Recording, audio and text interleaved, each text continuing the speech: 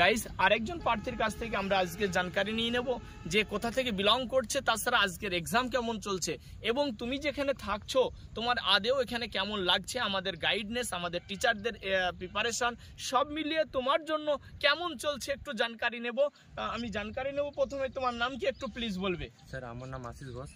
তুমি কোথা থেকে আসছো একটু সেটা জানাও। স্যার মালদা থেকে এসেছি আমি, চাঁচল থানা থেকে। আশিস ঘোষ মালদার চাঁচল থানা থেকে বিলং করছে। কতদিন আগে এসছো? স্যার মোটামুটি 7-8 মাস হবে। ক্যামেরার দিকে তাকিয়ে জোরে বলো। স্যার 7-8 মাস হবে।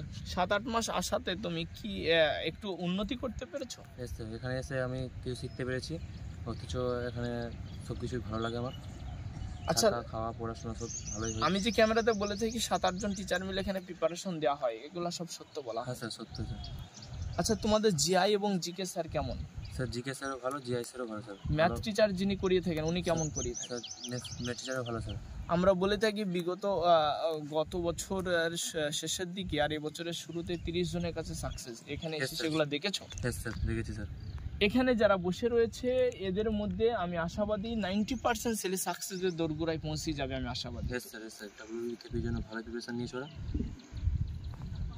সব মিলিয়ে আশিস ঘোষ মালদা থেকে বিলং করছে এবং ওর যথেষ্ট ভালো লাগছে। নতুনদেরকে তুমি কি বলবে? কেউ যদি নতুন আসতে চায় তো আসতে পারো, এখানে ভালো পড়াশোনা হয়, খাওয়া দাওয়া সব ঠিকই আছে, টিচারগুলো এখানে ভালো হয়েছে। আশিস ঘোষকে অসংখ্য ধন্যবাদ, তুমি বসে যাও, এক্সাম দাও।